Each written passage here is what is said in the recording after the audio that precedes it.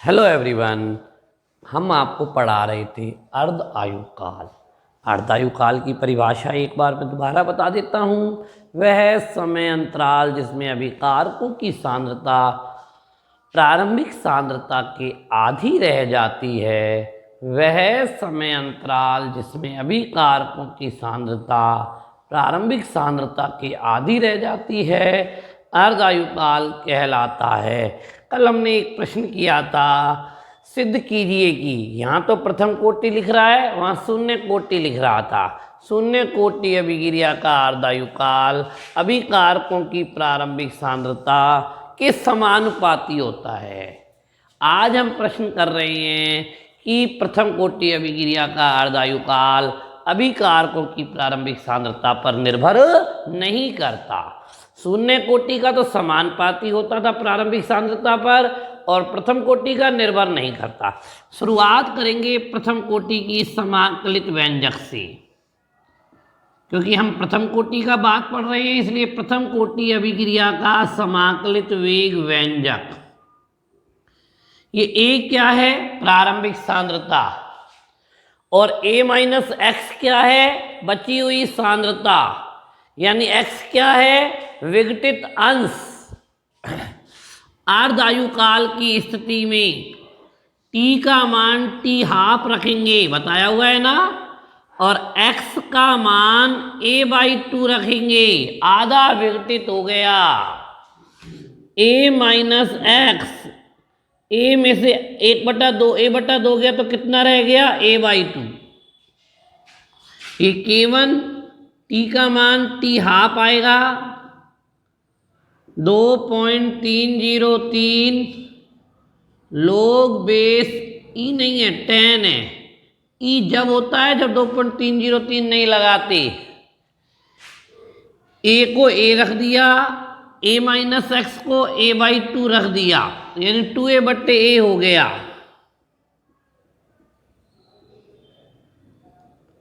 दो 2.303 log base 10 2a/a, a से a cut गया। log 2 का मान क्या होता है? 2.303 गुना log 2 का मान रख दिया 3010, और k1 नीचे आ गया। 2.303 गुना 0.3010 दोनों का गुना करेंगे 0.693 आएगा। गुना करने पर बट्टे में k1 आएगा। यही प्रथम कोटि अभिक्रिया के अर्ध आयु काल का व्यंजक प्राप्त हुआ। क्या इस व्यंजक में a आ रहा है? अभिकारकों की प्रारंभिक सांद्रता आ रही है? नहीं आ रही। अतः कह सकते हैं कि प्रथम कोटि अभिक्रिया का अर्ध आयु काल अभिकारकों की प्रारंभिक सांद्रता पर निर्भर नहीं करता। बहुत सीधा प्रश्न था, बहुत मोस्ट प्रश्न था।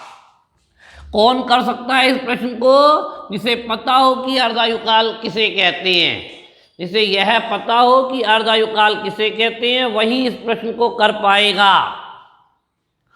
और दूसरी बात, हमारा प्रथम कोटि अभिक्रिया के समाकलित वेग व्यंजक जो है k1t बराबर 2.303 log base 10 a/a minus x. इसमें a प्रारंभिक सांद्रता है और x टूटा हुआ अंश है, तो a माइनस एक्स बचा हुआ अंश हो जाएगा। बस अर्ध आयु काल की स्थिति में t बराबर t हाफ रख दिया, विघटित अंश a/2 रख दिया, बचा हुआ अंश a/2 हो गया, अपने आप हो जाएगा। उसके बाद अब मैं आपको यहाँ पर प्रथम कोटि अभिक्रिया के उदाहरण देने जा रहा हूं। प्रथम कोटि अभिक्रिया का उदाहरण,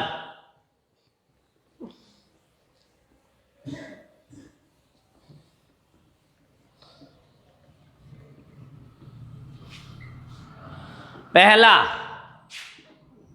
रेडियो एक्टिव तत्वों का विघटन। फिजिक्स में भी पढ़ेंगे तत्वों का विघटन। रेडियो एक्टिव तत्वों के विघटन की जितनी भी अभिक्रियाएं हैं वो सब प्रथम कोटि अभिक्रिया की पालना करेंगी। दूसरा, एजो आइसोप्रोपेन का ऊष्मीय अपघटन,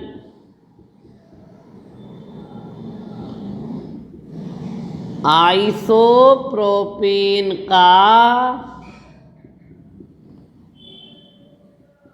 ऊष्मीय अपघटन। तीसरा, अमोनियम नाइट्राइट का अपघटन,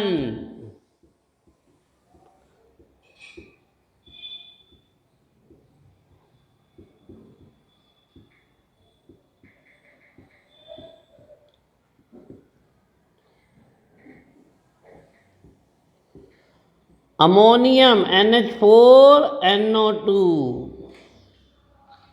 इसका अपघटन कराना है, एनोरेन N2, 4H और 2 2H2O, अमोनियम नाइट्राइट का अपघटन। तो 3 उदाहरण बताए हैं, रेडियो एक्टिव तत्वों का विघटन, एजो आइसोप्रोपेन का ऊष्मीय अपघटन, अमोनियम नाइट्राइट का अपघटन। अब हम एक सवाल करेंगे, उससे पहले एक बात बताना चाहता हूं।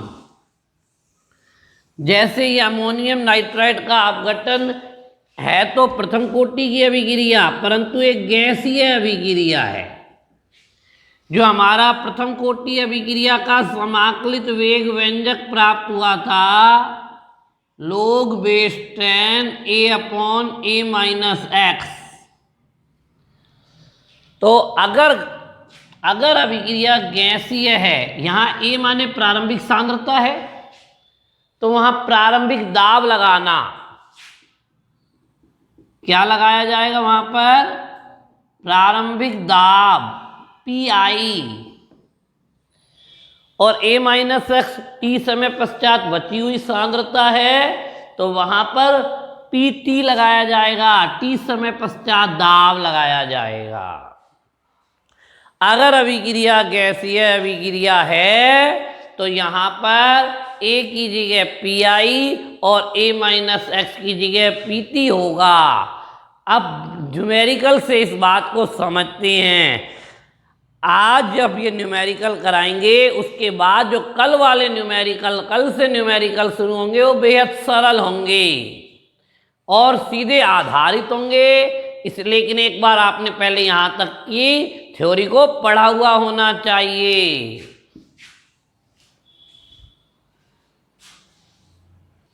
नया प्रश्न देख रहे हैं, N2O5 के स्थिर आयतन पर तापीय अपघटन के निम्न आंकड़े प्राप्त हुए।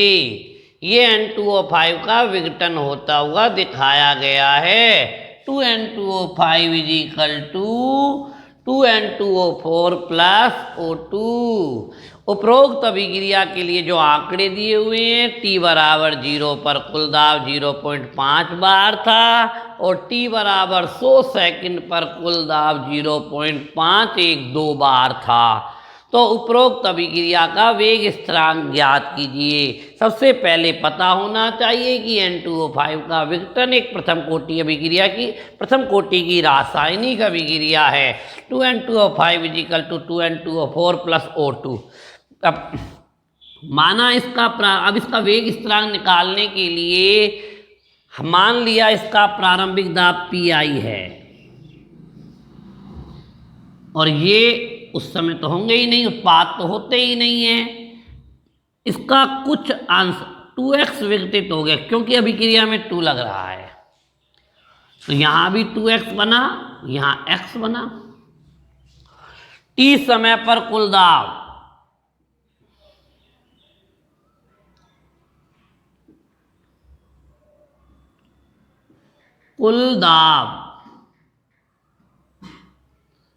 PT = PI - 2x, 2x + x हट गया, यानी PT = PI + x। ये PT आ गया। अगर हम x की वैल्यू निकालना चाहें तो PT माइनस PI, PT यानी t समय पश्चात कुल दाब, PI यानी प्रारंभिक दाब।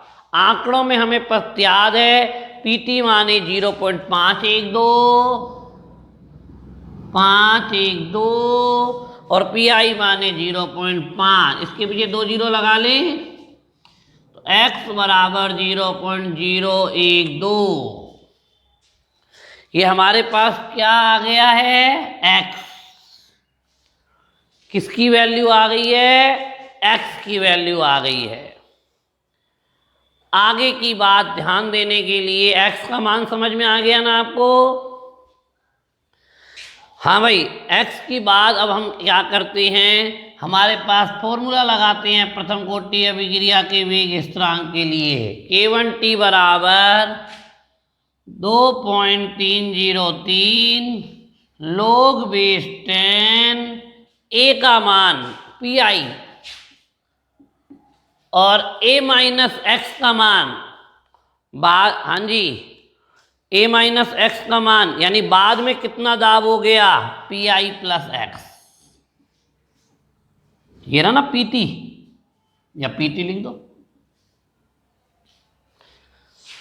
तो कितना हो जाएगा। हाँ जी, 1 मिनट, यहां अभिकारक के संदर्भ में लिखना है तो PI और बाद में अभिकारक का हो गया था PI माइनस 2x। आपको याद होगा जो हमने A बट्टे A माइनस एक्स लिखा था वो अभिकारक के संदर्भ में लिखा था।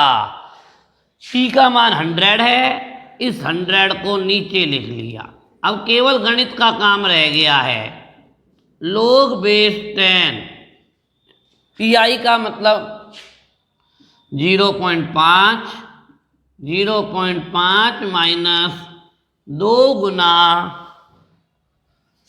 0.012, K1 बराबर 0.02303 log बेस 10 0.5 माइनस 0.024।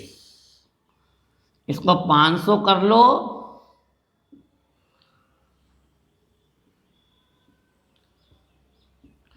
K1 बराबर 0.02303 log बेस 10 0.5, 500 में से 24 गई 476, इसको 500 कर लो, पॉइंट से पॉइंट कट गया। ठीक है ना भैया। अब इसका भाग कब दे देंगे, 500 में 476 का भाग देंगे, 1 पॉइंट समथिंग आएगा। फिर लोग 1 पॉइंट समथिंग का मान लोग टेबल की सहायता से देखा जाएगा। K1 बराबर 0.02303 log बेस 10 1.05, इसका मान लोग टेबल से देखकर यहाँ रख दिया जाएगा, मल्टीप्लाई कर दिया जाएगा, वेग स्थिरांक K1 आ जाएगा। और प्रश्न पेपर में क्यों नहीं आ पाएगा, क्योंकि हमारे राजस्थान बोर्ड में लोग टेबल नहीं मिलती है। लेकिन हमें प्रश्न समझ आना चाहिए, प्रश्न की बातें समझ आनी चाहिए, जिससे थ्योरी क्लियर हो। एक बार पुनः N2O5 के स्थिर आयतन पर अपघटन के निम्न आंकड़े प्राप्त हुए। 2N2O5 is equal to 2N2O4 plus O2। प्रारंभिक समय में इसका कुल दाब 0.5 बार है, T समय पश्चात 100 सेकंड बाद 0.500 बार है। वेग स्थिरांक की गणना करनी है। प्रारंभिक दाब दे रखा है PI, ये होता ही नहीं है। इसके 2 अक्ष पता लग गए, यहाँ 2 लग रहा है, 2x अंश टूटे, 2x बने और x बने, तो T समय पर कुल दाब PI minus 2x plus 2x plus x, 2x से 2x कट गया, PI प्लस x बराबर PT। यहाँ से x की वैल्यू निकल गई, क्योंकि PT और VI हमारे आंकड़े दे रखे थे। अब हमको पता है K1T बराबर 2.303 log base 10 A upon A minus x, अभिकारक के संदर्भ में। तो अभिकारक यहाँ पर N2O5 है, उसके संदर्भ में दाब PI बट्टे 2x लगा दिया, मान जमा दिए, 1.05 आया, जिसका मान लोग टेबल से रख देंगे। लोग टेबल से रखने के बाद इसका मल्टीप्लाई कर देंगे और हमारा आंसर आ जाएगा।